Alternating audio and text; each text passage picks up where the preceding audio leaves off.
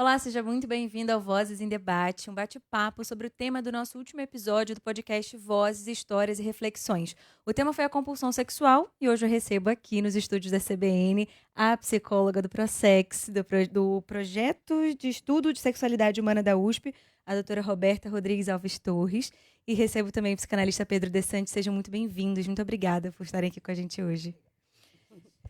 A gente fez um episódio sobre compulsão sexual. Muita gente mandou mensagem pra gente. Inclusive, quem quiser participar ainda pode escrever para o vozes@cbn.com.br ou também mandar aqui sua mensagem na nossa transmissão ao vivo no Instagram e no Facebook. A primeira pergunta que eu queria fazer para vocês é vocês explicarem um pouquinho sobre o que é a compulsão sexual. Como é que ela acontece? Como é que a gente identifica isso? A primeira coisa que é importante é que se tem um sofrimento da pessoa, né. Então uma pessoa pode, por exemplo, ter um impulso sexual excessivo, mas ela está se sentindo muito bem com isso. Isso não ser um problema para ela. A partir do momento que passa a ser um sofrimento para ela, ou para alguma pessoa que conviva junto, parceria, né, alguma parceria que tenha, aí essa parceira ou parceiro pode começar a se incomodar e tornar para ele ou para ela um problema, né. Então vai se identificar principalmente pelo sofrimento, né. E o que é esse sofrimento? Na verdade é um pensamento sobre o sexo que a pessoa não consegue controlar, um pensamento e um impulso, né. Ela deseja, ela não tem um controle, busca, o sexo ou, masturbação, enfim, de uma forma onde, ela busca não consegue, na verdade, buscar após cada relação, cada, masturbação que tem, na verdade não vem junto uma sensação de prazer, né, e o que gera esse sofrimento. Pode ser em qualquer idade? Pode, mas eu posso voltar só um pedacinho? Pode. Eu acho que para a gente poder fazer uma boa linha de separação, acho que é um bom começo a gente dizer que a sexualidade não é igual à compulsão sexual. Quer dizer, a Uhum. sexualidade humana é uma atividade extremamente rica, prazerosa, fonte de contato físico, intimidade pessoal, que vai da infância a toda a vida adulta, com formas e importâncias diferentes relativas na vida. É só para realmente distinguir. Quer dizer, o desejo sexual é um campo muito rico de prazer, intimidade e relação. Né? Isso é um campo justamente de desejo e de busca de prazer. Quando a gente fala sobre compulsão, né, o que a pessoa encontra, como a doutora Renata falava, não é prazer, é alívio. É um bom jeito e simples de diferenciar fantasia, desejo, de dependência, compulsão. Onde eu encontro uma fantasia, um desejo, na realização eu sinto um prazer. Né? Onde eu estou na abstinência, que é a característica clássica das dependências, eu estou passando mal pela falta daquilo, quando eu realizo aquilo, eu sequer sinto prazer, é só o alívio do desespero que eu aplaquei momentaneamente. Então, gostar muito de sexo é diferente de ser compulsivo para ele. Completamente, como a doutora Renata falou, né? Roberta. Roberto, desculpe, doutora. Mas exato, sim, é bastante diferente. Né? Então, só para você não misturar, não confundir um assunto com o outro. Como é que a gente identifica esse momento do sofrimento? Assim? Quais são os primeiros indícios de que algo está fora ali do que torna o sexo prazeroso?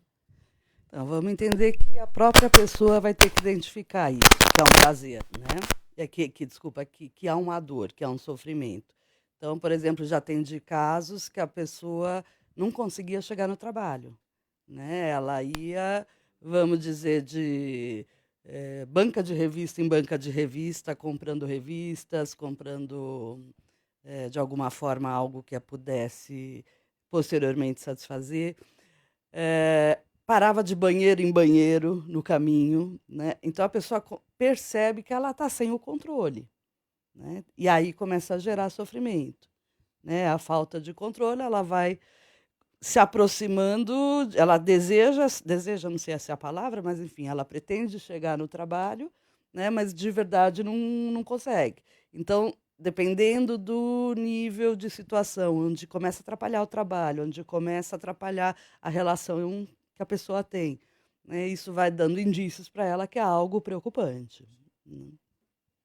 Pode acontecer em qualquer idade, realmente. A compulsividade, a gente já quando fala de crianças muito pequenas, até uns 3, 4 anos de idade, a gente pode dizer que já haja fantasia sexual, uma vida sexual ali. Compulsividade, como qualquer doença, é muito precoce. Quer dizer, uma criança com 4 anos de idade está em constituição. A gente não costuma dizer que já tem uma patologia estabelecida, né? Então ela pode já ter uma fantasia mais intensa do que a média dos seus colegas, ok? Mas como uma compulsividade, possivelmente, eu acho que a partir na adolescência para frente deve se impor com a própria potência, né, da sexualidade que a adolescência traz, deve se caracterizar mais claramente como uma compulsão, como uma patologia. Né? Colocando assim uma parte, né, assim do que como eu vejo as crianças, normalmente se a criança apresenta um comportamento mais sexualizado ou muito sexualizado, é importante se prestar atenção se de alguma forma ela não foi estimulada, porque pode ser que essa criança esteja sendo apresentada a situações que não faria de jeito nenhum parte do dia a dia dela, né? Então ela começa a ser precocemente estimulada, hiperestimulada, e aí ela começa a desenvolver pensamentos que para a idade dela não desenvolveria. E esse estímulo pode vir de onde? Pode vir, a gente fala em questão de abuso, se vem de pessoas relacionadas à família, pessoas que deveriam exercer de alguma forma o papel de protetor, né? Então, qualquer cuidador, às vezes até um, né, professor, né, alguém que tomaria conta da criança, deveria tomar, né, exercer essa função de cuidador e acaba usando do papel de cuidador para abusar da criança, né? Acrescentando a própria mídia, né? Frequentemente Uhum. hipersexualiza, uma representação de bailes funks infantis, né? Embora a criança vai estar fazendo aquilo de uma forma lúdica, mas ela vai estar mimetizando gestos de extremo erotismo. Isso também vai trazendo essa dimensão de uma precocidade. Não é nem da sexualidade dela, ela tem a dela, mas aí é, como falou a doutora, né? Vai vir da perspectiva de uma imitação, de uma provocação que vem de fora. Tem um caso de uma das nossas personagens, foi a Larissa, ela diz que desde pequena ela já percebia que ela tinha uma hipersexualidade, ela não tinha passado por nenhum abuso, enfim, mas ela já sentia isso e ela teve isso reprimido pela família. Essa repressão pode piorar o quadro? Então, eu só gostaria de novo de fazer esse limite. Crianças têm fantasias sexuais, exploram o corpo, têm masturbação infantil, têm curiosidade de entrar no quarto dos pais e flagrá-los em algum momento, brincam um com o outro. Quer dizer, só de novo, para não imaginar que uma criança que tenha fantasias sexuais, né, foi induzida necessariamente numa situação de abuso. São situações muito distintas. A situação do abuso é a sexualidade do adulto imposta sobre o corpo da criança. A repressão da sexualidade sempre acontecerá. Quer dizer, o nosso impulso, o nosso prazer, ele é absolutamente disperso e toda educação vai educar, como a agressividade, a sexualidade também. Esses são caminhos aceitáveis em público, caminhos aceitáveis com relação ao outro. Esses caminhos não são aceitáveis. Toda educação implica alguma repressão. Né, e alguma educação nos caminhos pelos quais a sexualidade pode ser exercida. Né? Isso faz parte da nossa vida normal. Né? De novo, o que a doutora Roberta falava era de uma situação mais traumática, quer dizer, Sim. uma situação invasiva, traumática, pelo desejo do outro, né, imposto sobre a criança. Não no nosso jogo, digamos, corriqueiro, de desejarmos e sermos inibidos na frente da vovó, não. Né? Isso faz parte da educação de todo mundo também. Né? Mas Desculpa, só assim. não, pode Uma- falar. Uma coisa que eu acho que eu acho que é importante estar marcando, primeiro, ele levantou, né, que a sexualidade é natural, Sim. né? Todos nós nascemos com sexualidade, né? Então a criança já apresenta a sexualidade dela desde que ela nasce, né? Então é inerente ao ser humano a sexualidade. Agora, às vezes ela passa por uma situação traumática, como eu falei.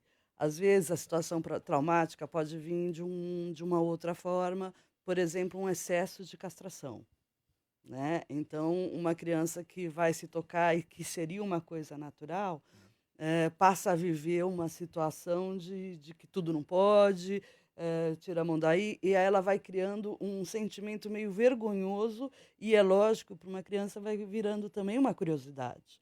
Né? Então, fora o que a mídia traz, então tudo isso pode não, vai interferir, interfere em todos nós, né? Como nós somos criados, como nós vivenciamos, e a questão de uma pessoa que tem uma hipersexualidade não vai mudar isso, né? Todos os fatos, na verdade, vão interferir. Então, assim, né, o que eu queria levantar, assim, a gente precisa tomar cuidado quando a gente começa a falar, para a gente não querer criar um perfil, um rótulo sobre como que aparece a compulsividade, né? Porque é uma questão que a gente tem que buscar na história, né? O que que aconteceu na história que poderia ter desenvolvido isso? Cada um, então, pode desenvolver a compulsão por motivo pessoal, único.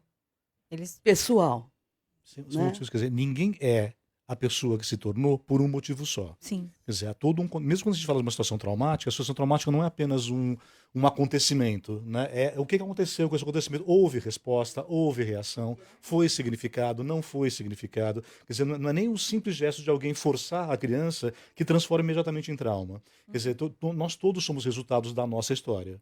Né, com os nossos sofrimentos, com nossos prazeres e felicidades. Mas a história é complexa, ela nunca é simples, é tentador tentar achar, né, uma resposta simples, mas nada no humano tem resposta simples.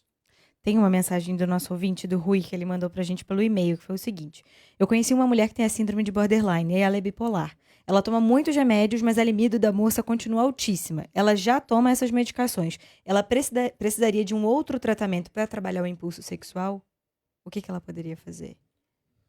É bom, um diagnóstico contado assim não é um diagnóstico, Sim. é claro, até porque ele misturou inúmeros termos técnicos, e é claro que um leigo não precisa conhecer termo técnico, mas bipolar é uma coisa, borderline é outra coisa, hipersexualidade é uma terceira coisa, então ele fez esse melê, né, um pouco informal, né, mas assim, vale a pena dizer que assim, nem os melhores tratamentos sempre conseguem ser eficazes, quer dizer, há momentos da vida da pessoa que por mais que ela esteja bem acompanhada por uma terapia, mesmo por boas medicações, aquilo se impõe. Quer dizer, a gente não consegue ter um controle absoluto sobre as pessoas, por mais que a pessoa esteja engajada no tratamento, né? A gente se esforça para isso, mas ela pode. Não quer dizer que ela esteja num médico ruim, quer dizer que a situação é difícil, que o sofrimento é difícil. Ela pode estar num médico melhor ou pior, mas é preciso a gente também ter a humildade de saber que nem todo tratamento consegue ser eficaz sempre. E existe medicação para fazer esse tratamento. Também. Então, né, no caso dessa pessoa que está mandando essa mensagem, a primeira coisa que eu teria para colocar, assim, eu não sei se essa é uma percepção dele ou, de se é um fato, diagnóstico. é algo que ele escutou de algum profissional, né, que tenha todas essas questões, né? Exatamente. Depois, assim, eu não sei se ela tem sofrimento com isso, né? Se ela tem sofrimento com isso, é uma questão, né? Se o sofrimento é dele, né, há uma outra questão. Agora, o que a gente sabe, assim, uma pessoa borderline, se de fato ela é uma pessoa borderline, mas no geral, uma pessoa borderline, ela vai ter um impulso, ela vai ter impulsos fortes e não controláveis, né? Que pode ser de agressividade e poderia ser de sexualidade, né? Então, de alguma forma, isso vai acontecer com ela também no caso dela ser. Estou com receio de falar que é o que acontece porque eu não a conheço, né? E estamos ouvindo uma parte Só da história, retirada, sim. né? Agora, ela tendo interesse em acompanhar uma pessoa borderline, ela, por ser mais impulsiva, tem uma dificuldade, vamos dizer, um pouco maior. Quando eu falo uma dificuldade maior, não quer dizer que seja impossível, mas o quadro borderline já coloca a pessoa nessa vivência impulsiva que vai ter que entrar com medicação e querer fazer terapia, querer se tratar, querer criar uma mudança de comportamento. Posso dar um exemplo? Claro que pode. Acontece muitas vezes, em várias formas de sofrimento mental, não só nessa, que a própria pessoa, também, como a doutora já falou, não tem autocrítica, né? E quem está em torno sofre, um familiar sofre, a esposa, o filho sofre. Uma boa entrada para a terapia faz terapia naquele grupo quem está sofrendo mais. Mesmo que ela não seja necessariamente a mais, digamos, doente, por assim dizer, da família, se uma pessoa da família que tem essa autocrítica está sofrendo, ela faz a sua terapia, ela certamente ajuda, né, o outro a ganhar consciência e transforma o ambiente. Ninguém adoece sozinho, né? Os nossos adoecimentos né, fazem parte de uma sociedade, de uma família. E então, o mais sensível faz terapia. O mais sensível nem sempre é o mais doente, né? Mas ele fazendo a dele, ele pode mobilizar os demais e pode fazer a diferença na vida dessa outra pessoa. Ele tem nome? É o Rui, ele que mandou a mensagem. Rui, então o que eu teria para dizer para você, em cima do que a gente está conversando, é que talvez seja interessante você fazer uma terapia e ver por que você está ali, né? nessa relação, se essa relação é importante para você. Então, o que que você pode fazer para lidar melhor com essa relação? Tem mais mensagem também, que foi de um outro ouvinte que preferiu não se identificar. Ele também Tá. mandou por e-mail, que foi o seguinte. Ele contou que já namorou uma mulher que era compulsiva por sexo e era um relacionamento muito difícil porque ela queria sexo o tempo todo e a qualquer custo, segundo o que ele falou. E ele pergunta o seguinte: o que que uma pessoa que se relaciona com um compulsivo por sexo pode fazer para ajudá-lo e até para manter o relacionamento bem, visto que um deles é compulsivo por sexo e o outro não? Como lidar com essa situação, além da questão de procurar a terapia, mesmo que não seja o que sofre com esse transtorno? A princípio, eu diria, quer dizer, que todo casal, para se estabelecer como namoro, como casamento, é preciso que haja uma espécie de reciprocidade, de proximidade de interesses, né? Um casal onde haja uma diferença muito grande no interesse sexual de um para a relação ao outro, provavelmente está condenado a não poder durar. Esse é um elemento muito importante de todo relacionamento, né? Uhum. Então as pessoas são diferentes, elas não são doentes por isso, né? Talvez ele esteja só dizendo, ela queria demais para o meu apetite, para a minha condição. A demanda dela era muito grande para a minha demanda, para a minha vontade. Isso é um elemento muito importante da formação do casal, né? Então não quer dizer que ela era doente ou que ele era insuficiente para ela. Mas, assim, de verdade, casais que se tornam estáveis são casais que têm um apetite semelhante na vida, né? Como projeto de vida, outras áreas que não a sexualidade. Projetos de vida, sua vida sexual também, seus interesses. Tem que haver um casamento, é um casamento disso também, né? Onde isso for muito, muito diferente, talvez esse casal não tenha condição de prosseguir por muito tempo como casal. Talvez. E partindo do princípio que, de fato, ele seja uma pessoa que sofre com a compulsão sexual, como é que ela poderia lidar com esse caso? Da Ao mesma contrário. forma, né? É isso, Se você perdão. inverteu a situação, Isso, né? invertendo a Não, da situação. mesma forma, quer dizer, você pode, primeiro, o jeito do outro é doente, mas então, novamente, você fez esse diagnóstico porque para você é demais, ou alguém fez o diagnóstico. A pessoa tem discriminação disso, ela sofre com isso, de novo é a mesma situação. Quer dizer, a falar do sofrimento do outro parece mais que o Rui e essa outra pessoa estão sofrendo por não darem conta. Uhum. Então chama mais a atenção dessas pessoas, num certo sentido, do que o que eles estão chamando de compulsão do outro lado, E né? se essa pessoa sofrer com isso? Se eu Agora, tiver algum parceiro que sofre com agora isso? você, quer dizer, você intervir na vida de outra pessoa, você tem que presumir que a outra pessoa perdeu a condição de discernir. Então você tem um filho psicosando na sua casa, ele está ameaçando a própria vida, a vida de outras pessoas, você vai intervir na vida dele. Você considera que essa pessoa perdeu sua condição de discernimento. Mas para você considerar que isso chegou a este ponto, isso é muito severo, isso é muito grave. É muito difícil você ter o direito de você intervir, não numa criança, né, mas num adulto, né, para você dizer, ok, eu sei por você que você está doente, eu vou intervir sobre você, vou chamar o médico, né? Isso é uma situação muito limite, muito difícil de caracterizar. É comum de acontecer que uma pessoa ser, entre aspas, forçada a um tratamento? A compulsão, não. Né? Assim, a pessoa pode ir, vamos dizer, por uma terapia de indicação. Né? Então, a parceria insiste porque a pessoa está sofrendo muito. Mas se a pessoa não quer fazer, não tem como fazer. Né? Então, ele pergunta, como pode ajudar? O que eu posso fazer? Né? O que ele pode fazer é conversar com a parceira dele de que isso está virando um problema. Né? Então, esse é o que ele pode fazer, porque se ela não entender que tem um problema, né, ela pode, por exemplo, dizer para ele, mas assim, mas meu desejo é o desejo que eu tenho, sempre tive. Acho que você que tem baixa de desejo. Né? E aí, quem é Então, que tá e aí certo? quem é que está certo e quem está errado? Né? Então, é complicado isso quando a gente vai definir, né? Por isso que nesse tipo de programa que eu acho interessante, que a gente pode aumentar a possibilidade das pessoas refletirem sobre o tema, né, e pensar o que que é isso, né? A gente fala só da compulsão, mas junto da compulsão tem uma parceria. Quem é essa parceria? Né? Então, de fato, é uma pessoa que está sofrendo com um desejo que é excessivo, ou é uma pessoa que também está querendo jogar para essa. Não estou dizendo que esse é o caso, hein? Só estou refletindo, né? Que às vezes a pessoa de fato tem uma falta de desejo e joga para uma outra pessoa. Né? Agora, a pessoa precisa querer fazer terapia, não tem jeito, né? Porque senão ela não. Isso qualquer tipo de terapia, não só na compulsão. Né? Se a pessoa não entende que ela tem um problema, ela não tem como sofrer um processo de mudança. A terapia só funciona se a pessoa tem uma angústia. né? Então ela precisa estar angustiada, né? Se no caso desse casal, por exemplo, que o rapaz reconhece que tem um problema e fala E ela tem um que ela problema. tem um problema, que ela tem um problema, ela já falou que tem um problema pra ele, eles já conversaram sobre isso. Como que ele pode ajudar, ou como, se fosse ao contrário, como ela poderia ajudá-lo? Se ela reconhece, então entra nesse caso. Ele pode até acompanhar lá um serviço médico, existem serviços públicos, terapias particulares, né, onde isso pode ser feito. Se ela reconhece, porque se não tiver uma aderência ao tratamento, você Não pode colocar um adianta. emplastro de remédio na pessoa. Se ela não aderir, ela vai por lá, né? Só ia aproveitar também, não consigo resistir a dizer que outro tabu colocado nessa pergunta, quer dizer, não tem a ver com a situação específica que a gente não conhece, apenas um e-mail, né?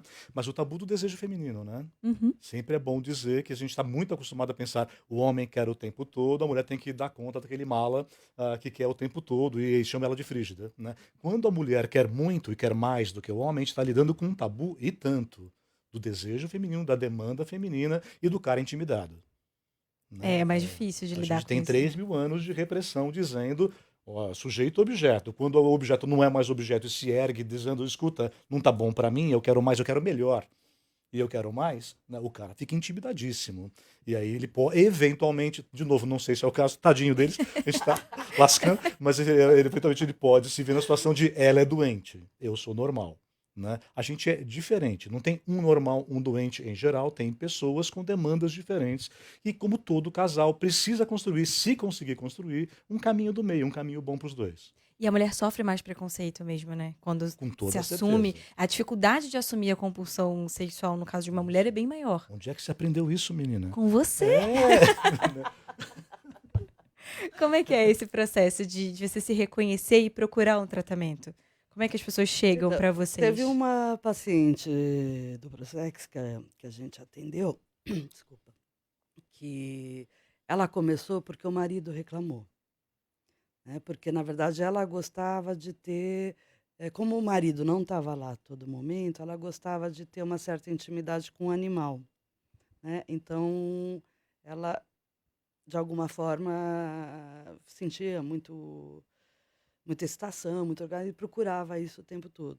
Durante o processo de terapia, a gente foi conversando, e aí a gente entendeu que ela tinha sofrido um abuso, né? Aí, conversando sobre o abuso, ela chegou e lembrava que a situação tinha começado a ocorrer por volta dos 10 anos de idade. Aí a mãe dela estava viva, eu falei, você não vai conversar com a sua mãe, ver o que ela lembra, se ela confirma, né? E ela conversando com a mãe, a mãe virou para ela e falou assim: mas eu te protegi do seu pai. Quando você tinha 2 anos, eu briguei com ele para afastar ele de você, né? Então, dessa fase, ela nem lembrava, né? Então, veja que complexo, né? Uma pessoa super estimulada a ficar presa a uma busca excessiva de sexo, tentando buscar uma sensação de prazer que ela sentiu lá atrás e não conseguia sentir de novo, né? Não daquela forma, não naquela intensidade, porque para a criança isso era novo, era desconhecido, né? E na vivência de adulto tentava crescer, mas não era mais aquela sensação. E aí, em tratamento, terapia, medicação, né? O marido, às vezes, ia conversar, né? Aí ela foi e entendendo esse processo de abuso também, saindo desse papel de vitimização, ela conseguiu ir construindo uma outra história, né? Faz parte também um tratamento em conjunto, né? Foi o que você estava falando, de todo mundo que faz parte dessa relação e que quer manter essa relação. Porque senão é difícil de fazer o tratamento só com a pessoa que sofre do transtorno. É. Porque acaba tendo um preconceito também interno, né? Foi o que você estava falando, assim, o próprio homem de ver a mulher que pode ter a hipersexualidade e não aceitar.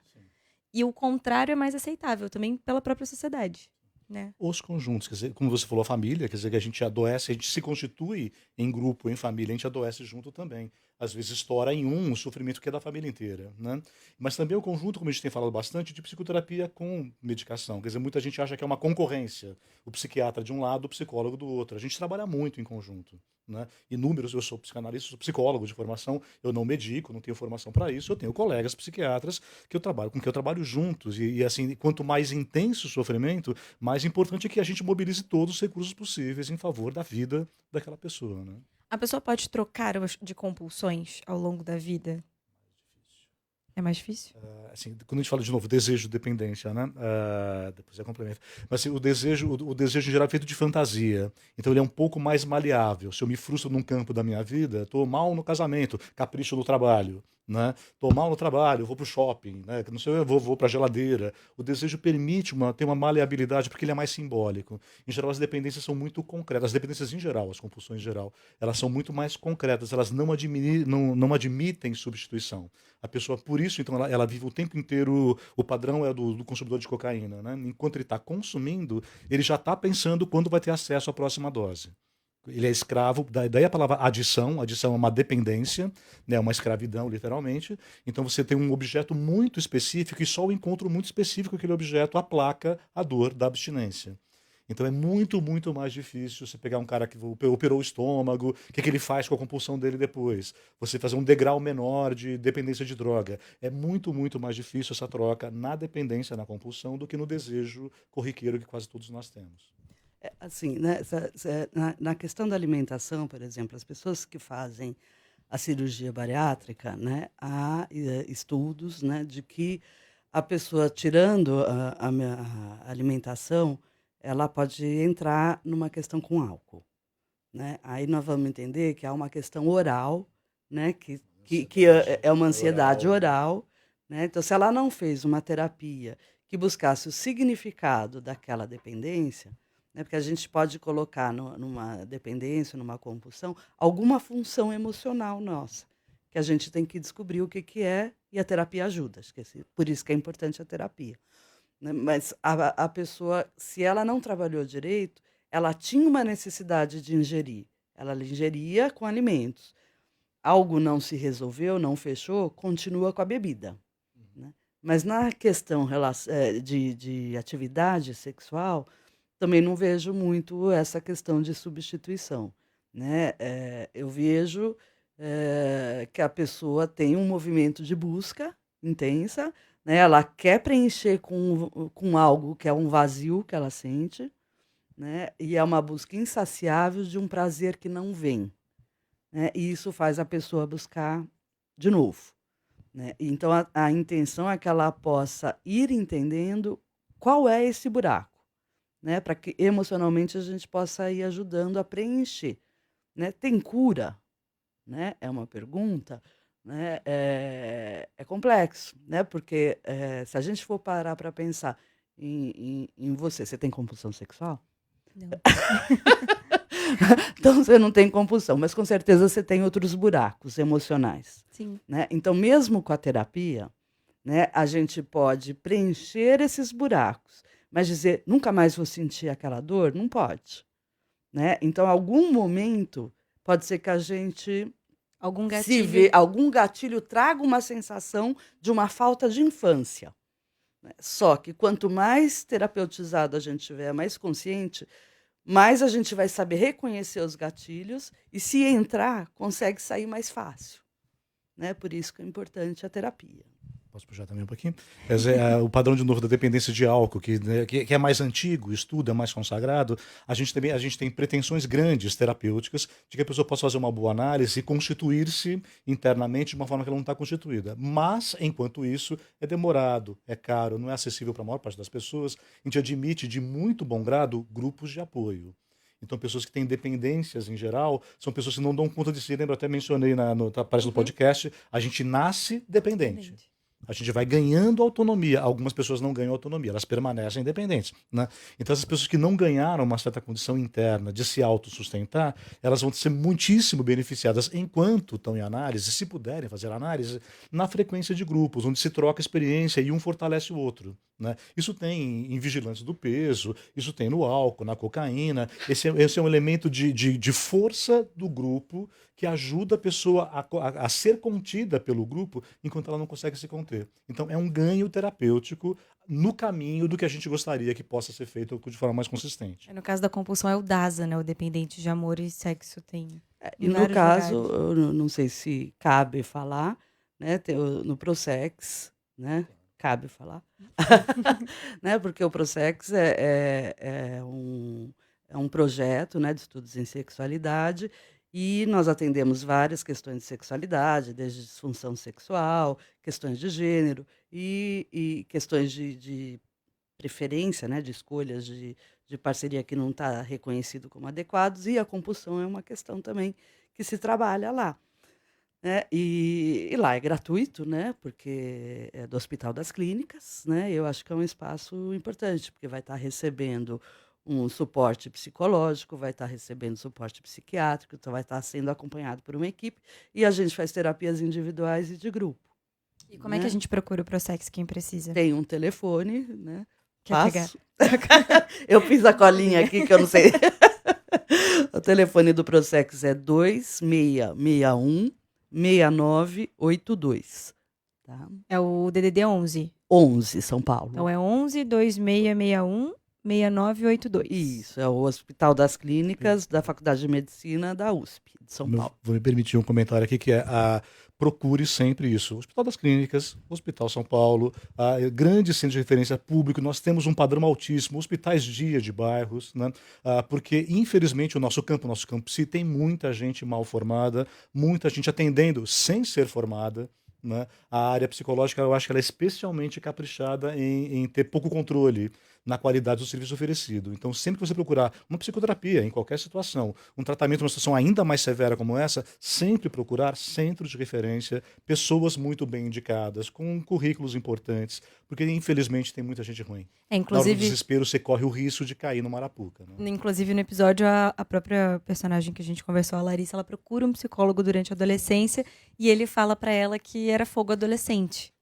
E aí ela reprimiu aquilo, nunca mais falou com ninguém sobre o assunto, acabou conversando com a gente sobre esse tema e ela hoje ela, foi pelo uma história jeito, que me falou tocou muito de vergonha também, que ela tem vergonha, né? Ela fala que ela toma a medicação para inibir a libido porque ela não gosta de quem ela é quando ela e ela tem está vontade tomando de fazer pílula, sexo. né? Pelo que Isso. ela colocou para diminuir o desejo. Que tudo bem, ela está entendendo como um apoio, como um suporte e está tranquila.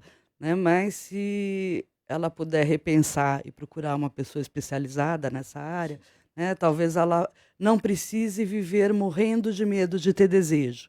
Né? Porque ter desejo é bom. Né? O que é ruim é não conseguir controlar o desejo. Né? Então, todo esse trabalho de terapia pode ajudar que a pessoa possa controlar esse desejo. Né? Veio uma mensagem de um ouvinte um pouquinho mais cedo, que foi por e-mail também, o Edu, e ele pergunta o seguinte: a abstinência sexual, ele se reconhece como um compulsivo por sexo. E ele pergunta se a abstinência sexual, para quem sofre desse transtorno, é uma opção, ou se pode ser pior do que o não ficar longe disso. Dentro da minha experiência, eu acompanhei assim, já vários casos de pessoas que estão em tratamento e que um dos momentos da terapia é a pessoa entrar numa abstinência, né, como parte de um processo, que é a questão da pessoa buscar essa... Está com um manual cheio de boas intenções. Né, e um dos desejos é não vou olhar mais, não vou fazer mais. Né? Dentro do que a gente vê, de verdade, isso funciona um tempo, mas depois acaba não sendo muito eficiente. Né? Principalmente se é uma pessoa que tem esse desejo hiperativo. Né? Então, não costuma funcionar depois de uma fase. Então, pessoas compulsivas, por exemplo, que elas têm uma relação sem proteção e percebem o risco de terem vivenciado uma situação de risco, elas passam um tempinho na abstinência. Né? Nunca mais, olha o que eu fiz. Né? É um momento de choque. É um momento de choque e medo, né, do que pode fazer, da percepção da falta de controle aonde pode ter colocado. Né? Só que passa um tempo, não é o desejo que vem, não é uma coisa, não é exatamente a questão, é falta de controle, né? Então, essa pessoa está vivendo e ela fala, não vou deixar, ela consegue um tempo, mas passa um tempo, vai vir, é uma explosão que vem dentro dela, está fora de controle. Né? Não que não tenham pessoas que possam decidir na vida fazer abstinência, mas normalmente não são pessoas que tenham essa impulsividade descontrolada, né? Em geral, a gente é muito identificado com o próprio desejo. Quer dizer, eu sou meu desejo, né? A ideia de uma renúncia absoluta ao desejo é uma anulação de si que dificilmente seria recomendável. Quer dizer, o que a gente, em geral, tenta achar é um bom lugar, são caminhos, né? Você pega uma criança muito agressiva, você não quer que ela deixe, você quer que ela faça arte marcial. Você não quer que ela deixe de ser agressiva. Você tem um impulso que é a própria identidade da pessoa. É transformar de forma Em saudável, canalizar, né, o de impulso. sublimação, isso, psicanálise, né? Mas é um direcionamento, é dar uma forma bacana, vitalizada para ela, para outras pessoas, para isso. Achar um lugar para si, mais do que anular a si. Ele até fala assim, estar em abstinência pode provocar uma depressão, porque às vezes eu fico deprimido por estar em abstinência. Então é isso. Então fica depressivo de ficar em abstinência e também vai ficar depressivo se ele vai lá e faz sem nenhum controle do impulso, porque não satisfaz e vai vir uma sensação rançosa depois. Né? Então, essa sensação de satisfação fica presente numa situação ou noutra. Né? O melhor é tentar trabalhar para controlar essa força. Né? O trabalho de controle sempre é o mais forte. Né? Como explicar para as pessoas que ainda acreditam que a compulsão sexual é simplesmente uma pessoa ser tarado ou safado, enfim, como a gente explica para essas pessoas que isso não é uma questão de falta de controle, a pessoa não consegue controlar esse impulso? Acho por isso, primeiro, na minha ideia, é primeiro deixar claro o que é a força do desejo, a força da sexualidade. E ela é muito forte em quase todos nós, de formas diferentes ao longo da vida, etc. E tal. Primeiro, reconhecer a força desse desejo. Mas então, como a gente tem dito desde o começo, a questão de quando a pessoa sente que perdeu o controle, não é mais um desejo dela, ela é escrava. Né? Aquilo não está a serviço do prazer dela, é a vida dela inteira que está consumida a serviço daquilo. Quando essa inversão acontece, como a gente fala com tecnologia, né? Quando é que você usa tecnologia, quando é que você é usado por ela? Você usa a tecnologia quando você consegue desligar de vez em quando. Então você é um usuário. Se você não consegue se desconectar, você é escravo dela. Então não está na tecnologia, está na relação que você estabelece com ela. Então sexualidade é bom deixar isso muito claro para os ouvintes, né, porque é a parte importantíssima da vida. Se você passa a ser escravo disso em sua vida, isso é sofrimento, isso não é mais prazer, isso destrói sua família, isso destrói seu emprego, isso destrói sua vida. Se você se odeia por fazer isso, a gente passou uma linha e essa linha merece acolhimento e cuidado. E pode ter algum nível diferente de compulsão? Por exemplo, a pessoa pode começar simplesmente com o ato sexual e vai passando para masturbação, consumo de pornografia e evoluindo esse comportamento para fazer coisas que possam colocá-la até em risco, inclusive.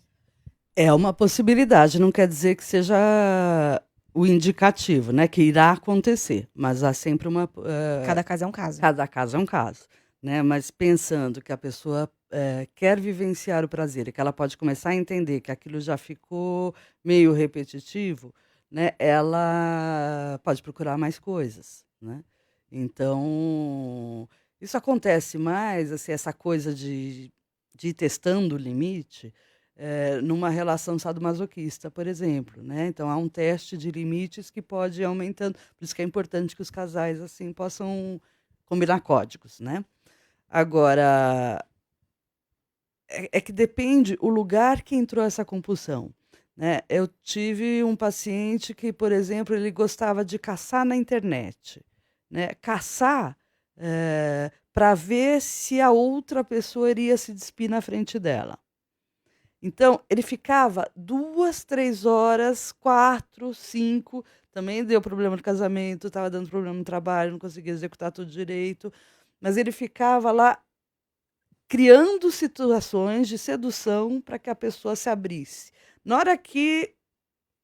Né, e o gostoso era isso. Né? Então, na hora que a outra pessoa se abria, se entregava, ele tinha lá, às vezes tinha uma ejaculação, às vezes não, às vezes tinha prazer, às vezes não. Mas esse processo de aumentar o tesão era muito forte, deixar ele muito presente. Né? E isso era a graça dele. E cada conquista Na verdade, era o objetivo focal dele de. Então não tinha. Ele, né, cada pessoa é diferente, ele tinha que seduzir de um jeito. Então, isso já estava inserido a coisa nova acontecendo. Né? Por isso que eu digo que cada caso é um caso. Eu recebi muitas mensagens de ouvintes que falavam o seguinte: eu consumo muita pornografia na internet. Será que eu sou um compulsivo por sexo? Não, não é isso. Pode ser. Ou não. Né? Então, assim, tem graus. A pornografia tem um elemento que não há outra pessoa na sua frente, então não envolverá violência, por exemplo, né? Também não envolverá o encontro, a alegria, né, do encontro, da relação, não vai haver esse jogo. Né? Então tem uma coisa, digamos, a princípio, se você tem uma fantasia muito forte sexual, a pornografia nesta dimensão, pelo menos, não fere diretamente outra pessoa. O problema é, como na questão das drogas, é que a pornografia envolve crime. Envolve, talvez, pessoas que trabalham porque querem, mas pessoas que estão, então, sendo levadas por miséria a fazer isso. Pornografia que envolve adolescente, envolve criança. Então, a pornografia é só o simbólico para aquela pessoa, mas alguém produziu, né? E aí tem atores, né? E aí tem homens, mulheres, crianças, pessoas que talvez estejam lá. Então, quando você se envolve com pornografia, você também está, né, entrando num mercado, né, perverso no sentido social. Né? Então, se ele ameniza como fantasia que não abusa de outra pessoa, se ele é simbólico para quem assiste, ele é real para quem produziu. E aí é que nem, bom, eu uso a minha droguinha, ela é amena, bom, mas você está envolvido com um mercado muito barra pesada, você está alimentando esse mercado. Então, o seu sofrimento acabou, a sua fantasia está implicando agora em malefícios que são de natureza social.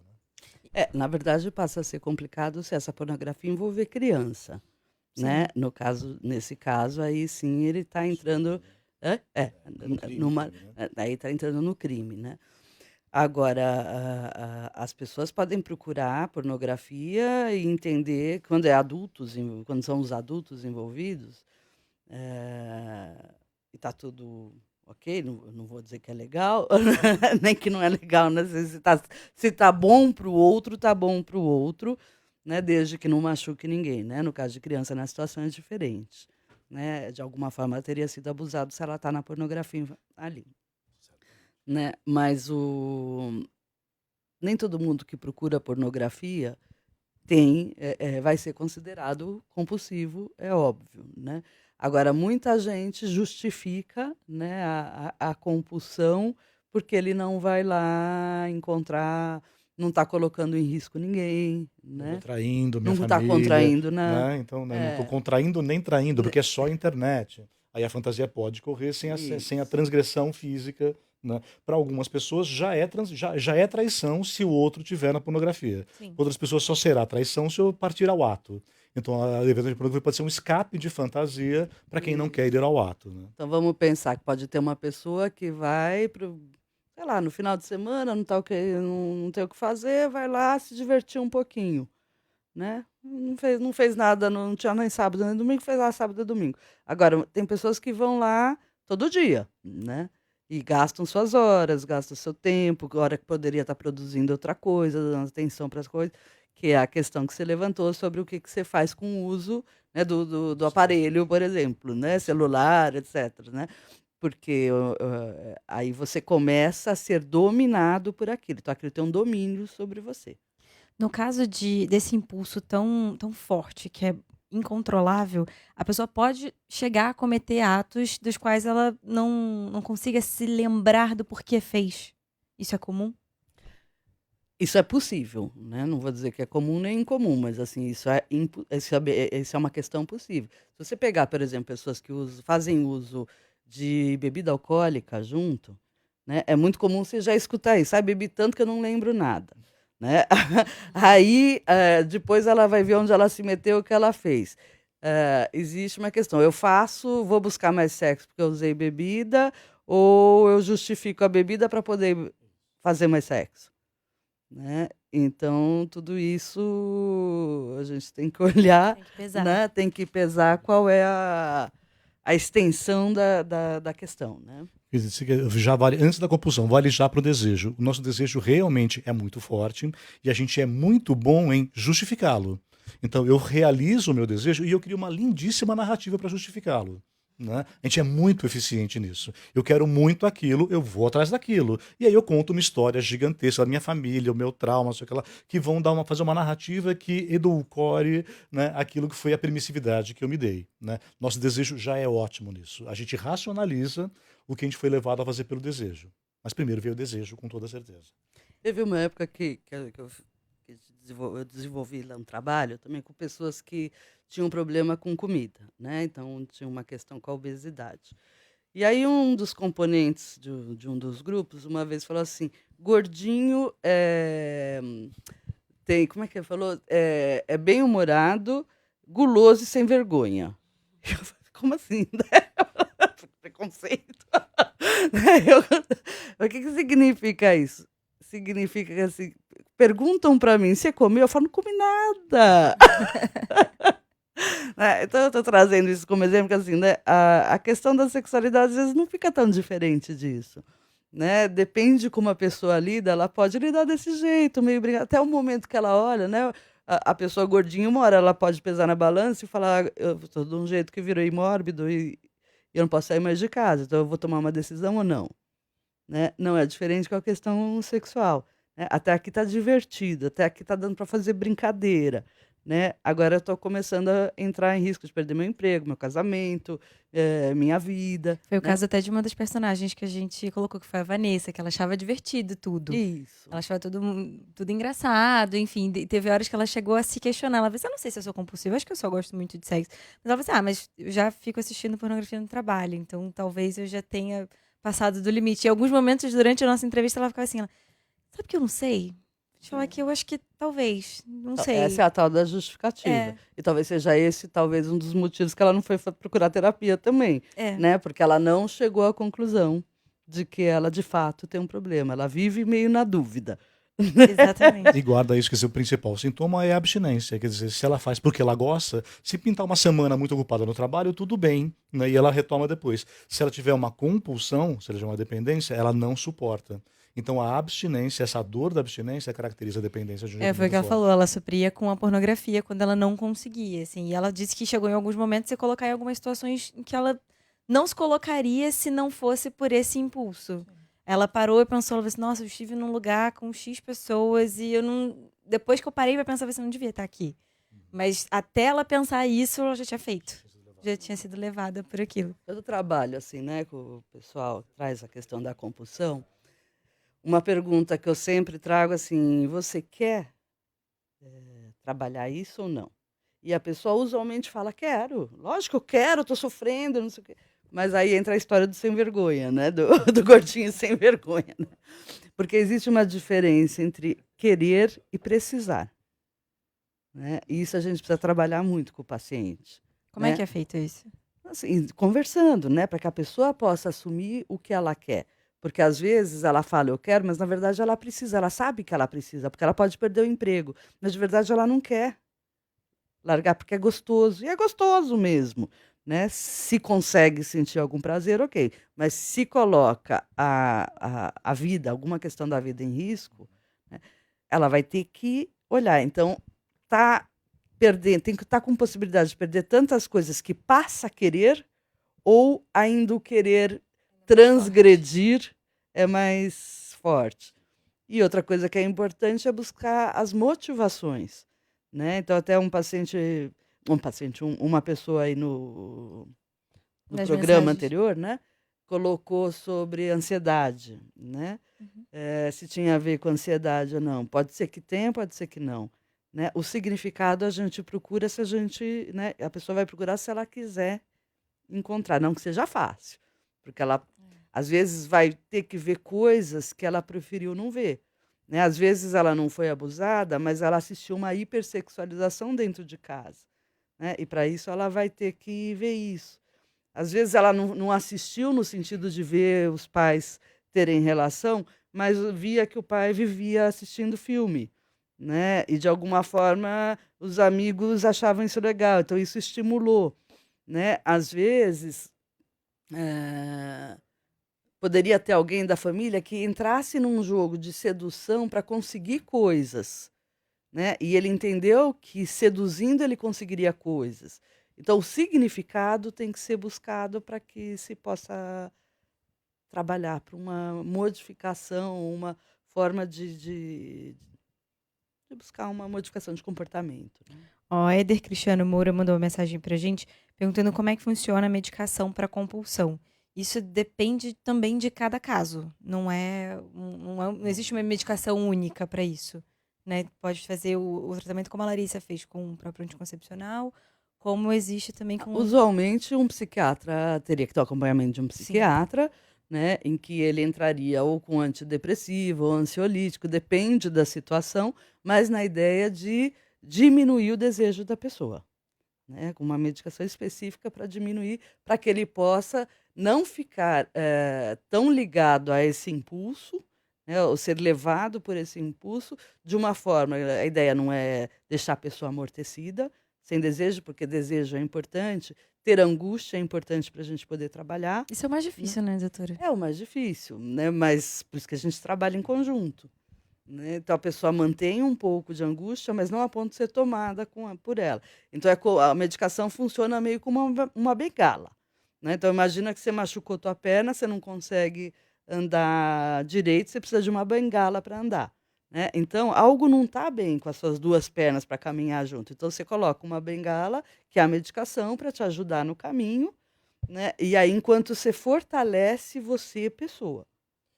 Também gosto de só rapidinho sobre medicação, quer dizer, eu costumo dizer que você diminui a fervura do fogo, do fogão. A panela tá lá, os ingredientes estão lá, a medicação não mexe em nada nos conteúdos da panela e do que está acontecendo lá dentro. Mas você diminui a chama. Em diminuindo a chama, você diminui a intensidade. Você está agindo, né, na fonte da ansiedade, na fonte da excitabilidade, mas não nos conteúdos. Os conteúdos não são tratados por medicação. Aí é a vida de cada pessoa. Para a gente encerrar, eu queria que vocês orientassem quem se reconhece como um compulsivo sexual, quem começou a ter problemas com a sexualidade nesse sentido, com a hipersexualidade. O que essa pessoa pode fazer, o que ela deve fazer a partir desse momento que o sexo se tornou um problema para ela? Eu começo e você termina, que a sua fala vai ser mais importante nesse sentido. Porque a sua já é o projeto mesmo, né? Eu acho primeiro que assim, eu só quero realmente deixar essa marca, quer dizer, nós somos nossos desejos, nós não devemos olhar para eles como não tê-los, a gente deve encontrar um lugar, né, com parcerias que também capazes de discernir, que possam compartilhar com a gente que combina com a gente, mas o desejo ele é a gente, né? Os caminhos de não desejar, os mais repressivos, são absolutamente alienantes e realmente não humanos. Então somos desejantes, vamos nos haver com o nosso desejo, assumir, reconhecer, achar lugar para ele. Quando eu percebo, né, que eu já não sou o dono dele, ele é meu dono, esse limiar é claro que ele é sutil, ele não é simples de detectar, é com o tempo que eu vou detectando, pelos estragos feitos em torno na minha vida prática, aí eu procuro, doutora Roberta. Não, o profissional, mas especificamente o programa dela trabalha com isso. Né? Então... Até uma coisa que eu queria, se me permite aqui Claro. uma coisa, um comentário, né? Eu fiz a brincadeira falando aqui do gordinho que é sem vergonha, mas queria estar recolocando de uma forma onde não trouxesse de jeito nenhum nenhuma possibilidade de alguém usar essa fala como uma forma de dizer que então a compulsividade é uma coisa sem vergonha, tá? Então, né, só queria marcar isso. Espero que se entenda o sentido que eu quis dizer na brincadeira de que a gente arranja Desculpas, né? que a gente arranja desculpas, né? Porque eu reconheço que tem uma dor, né? A pessoa sofre, principalmente porque ela não consegue controlar, sente angústia quando ela quer ajuda e é importante dar esse espaço dessa escuta, e esse entendimento para que a pessoa possa se sentir acolhida para poder falar disso, Para né. nós E que esse espaço, né, eu posso dizer, né, por experiência própria, quem é coordenadora desse projeto é a doutora Carmita Abdo, né, que é uma referência em sexualidade, tá, ela coordena o projeto de sexualidade, e a gente tem esse espaço para compulsivo. Então eu vou passar o telefone de novo. pode passar. Que é o 2661-6982, que é um espaço que vai ter profissionais, psiquiatras, psicólogos, terapia individual, de grupo, um pessoal que está acostumado a acolher, né? E esse espaço de grupo também é uma coisa muito importante, embora não seja como esses encontros, que é um grupo mais esses outros de... Como é? O DASA, né? O DASA. O DASA, ele está mais dentro de um grupo de autoajuda que é bom, né? É muito bom, é uma forma de procurar um apoio, de começar. Mas o Prosex, ele traz uma possibilidade de terapia. Então, não é só uma discussão entre as pessoas. Vai ter um profissional especializado para estar ajudando no questionamentos, nesse processo da pessoa. E a gente que está em torno de pessoas que sofrem com a compulsão, que pode ser qualquer um, a gente não tem como saber só de olhar, né? E que a gente tem que ter empatia também, né, por essas pessoas. E entender, como você falou, existe uma dor ali. E não é motivo de piada. Existe uma dor e a gente precisa ajudar quem procura por essa Por isso ajuda. que é importante olhar cada pessoa, né? Que, assim, a gente pega.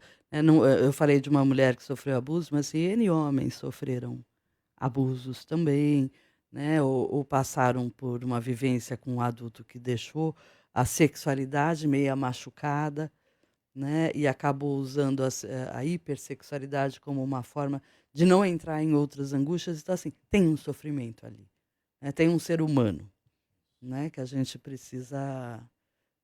né? Mesma coisa, o alcoolista lá atrás era olhado também como alguém sem vergonha. Né? Veja todo esse respeito que se construiu hoje pela doença. Né? Não é um respeito para que a pessoa beba, né? Mas é um respeito que a pessoa tem uma dificuldade de controle. E não é diferente com a sexualidade. Não é nenhuma assim, então vamos dizer, não, fazer sexo desse jeito é bom. É bom se está bom para a pessoa. Se não está bom para a pessoa, não está bom para a pessoa. Né? Então, vamos cuidar dessa pessoa e respeitá-la. E dentro de um relacionamento, o diálogo é fundamental também, Fundamental. Né? Como você falou, A né? gente vê que, né, eu tive um caso, por exemplo, que teve uma remissão de sintoma, né, e a mulher ajudou muito do paciente. Né? Aliás, isso fez com que o paciente tivesse força para continuar, porque ele estava estragando no sentido de afastando um casamento, uma família, tinha filho pequeno, trabalho, estava correndo risco de ser mandado embora, e ele conseguiu, com apoio, no final do tempo que ele estava, conseguiu, depois de um tempo ele ficou um tempão sem medicação, a gente acompanhando, e ele conseguiu controlar. Não é o mais comum, né? Mas é possível. Agradeço muito a presença Obrigado de vocês a vocês. aqui hoje. Mais uma vez, Pedro participando aqui com a gente. Portas abertas também para outras oportunidades. Muito obrigada. Obrigado a vocês.